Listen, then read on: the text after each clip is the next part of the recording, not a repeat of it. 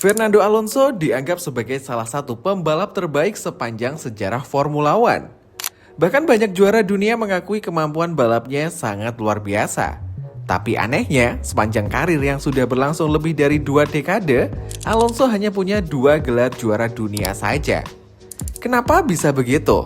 Kenapa Alonso gak bisa jadi the GOAT-nya Formula One? Fernando Alonso lahir di Oviedo, Spanyol pada tahun 1981. Sejak kecil, bakatnya sudah terlihat di dunia karting. Ia menjuarai berbagai kompetisi dunia dan akhirnya berhasil masuk Formula One pada tahun 2001 bersama Minardi. Mobil Minardi saat itu jelas bukan mobil yang mampu memenangkan balapan. Bahkan sekedar mencetak poin saja sudah sangat sulit. Namun justru disinilah banyak orang mulai menyadari bahwa Alonso memiliki sesuatu yang berbeda. Kemampuannya mengeluarkan performa maksimal dari mobil yang biasa-biasa saja membuat Renault tertarik merekrutnya. Keputusan itu menjadi awal dari lahirnya salah satu pembalap terbaik dalam sejarah Formula One. Musim 2005 menjadi titik balik karir Alonso. Saat itu Ferrari dan Michael Schumacher yang selama bertahun-tahun mendominasi Formula One mulai kehilangan keunggulan. Renault berhasil menghadirkan mobil yang sangat kompetitif dan Alonso memanfaatkannya dengan sempurna. Ia tampil konsisten hampir di setiap balapan, bukan hanya cepat saat kualifikasi, tetapi juga sangat tenang ketika memimpin balapan. Di usia 24 tahun, Fernando Alonso resmi menjadi juara dunia Formula One, sekaligus menjadi juara dunia termuda dalam sejarah saat itu. Setahun kemudian, pada musim 2006, Alonso kembali mempertahankan gelarnya setelah pertarungan sengit melawan Michael Schumacher. Banyak orang yakin inilah awal sebuah era baru. Schumacher mulai mendekati masa pensiun, Renault sedang kuat dan Alonso masih sangat muda. Semua orang berpikir ini baru permulaan. Sayangnya, kenyataan berkata lain. Setelah meraih 2 gelar dunia, Alonso membuat keputusan besar. Ia pindah ke McLaren pada musim 2007. Di atas kertas keputusan ini terlihat sangat masuk akal. McLaren adalah salah satu tim terbesar dalam sejarah Formula One dan memiliki peluang besar untuk kembali menjadi juara dunia. Namun ada satu masalah. Di garasi sebelah ternyata ada seorang rookie bernama Lewis Hamilton. Awalnya banyak yang mengira Hamilton hanya akan menjadi pendamping Alonso. Tapi kenyataannya berbeda. Hamilton langsung tampil luar biasa sejak balapan pertama. Persaingan di dalam tim pun memanas. Hubungan Alonso dengan manajemen McLaren semakin memburuk seiring berjalannya musim.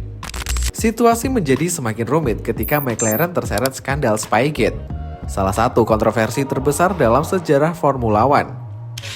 Akibat konflik internal itu, peluang Alonso meraih gelar juara dunia perlahan mulai hilang. Yang paling mengejutkan, pada seri terakhir musim tersebut, bukan Alonso maupun Hamilton yang menjadi juara. Justru Kimi Raikkonen bersama Ferrari berhasil mencuri gelar dengan selisih hanya 1 poin. Bayangkan, Alonso hanya terpaut 1 poin dari gelar dunia ketiganya. Seandainya hubungan di dalam tim lebih harmonis, mungkin sejarah Formula One akan sangat berbeda. Setelah musim yang penuh drama itu, Alonso memutuskan kembali ke Renault. Namun Renault sudah tidak lagi sekuat dulu.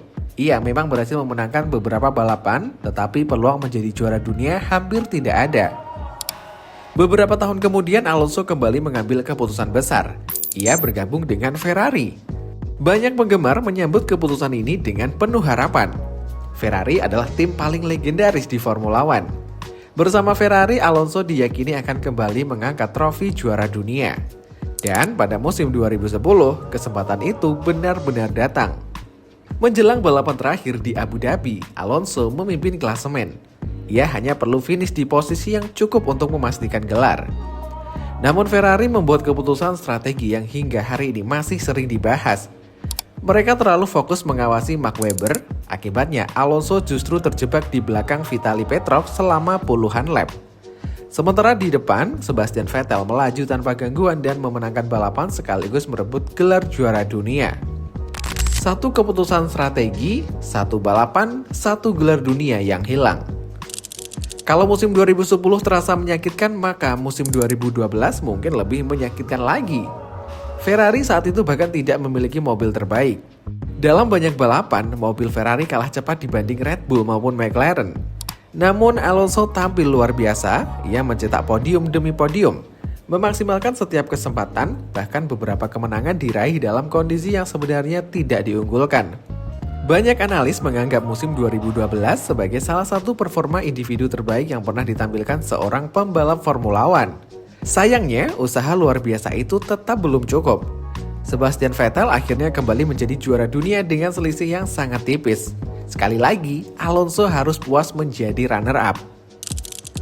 Setelah beberapa musim bersama Ferrari tanpa gelar, Alonso kembali mengambil keputusan besar.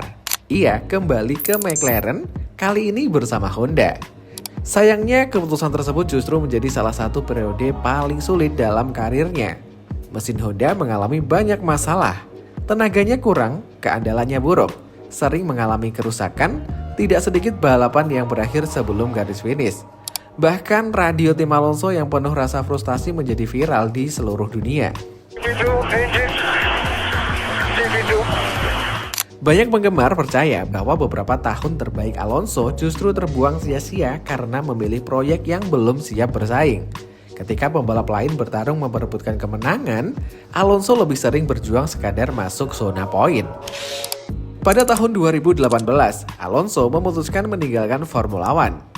Namun hasrat balapnya ternyata belum hilang. Ia mencoba berbagai ajang balap lain, mulai dari World Endurance Championship hingga Dakar Rally. Prestasinya tetap luar biasa.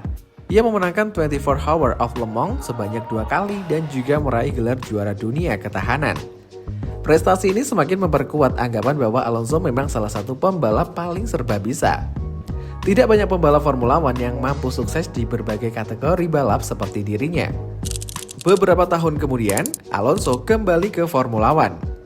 Awalnya bersama Alpine, lalu pindah ke Aston Martin. Banyak orang mengira karirnya sudah mendekati akhir, namun Alonso kembali membuktikan kualitasnya. Pada awal musim bersama Aston Martin, ia langsung meraih beberapa podium. Di usia lebih dari 40 tahun, ia masih mampu bertarung melawan pembalap-pembalap yang usianya hampir separuh darinya. Itulah yang membuat rasa hormat kepada Fernando Alonso semakin besar. Bukan hanya karena kecepatannya, tetapi juga karena kemampuannya beradaptasi dengan berbagai era Formula One. Ia pernah membalap melawan Michael Schumacher, melawan Kimi Raikkonen, melawan Lewis Hamilton, melawan Sebastian Vettel, dan melawan Max Verstappen.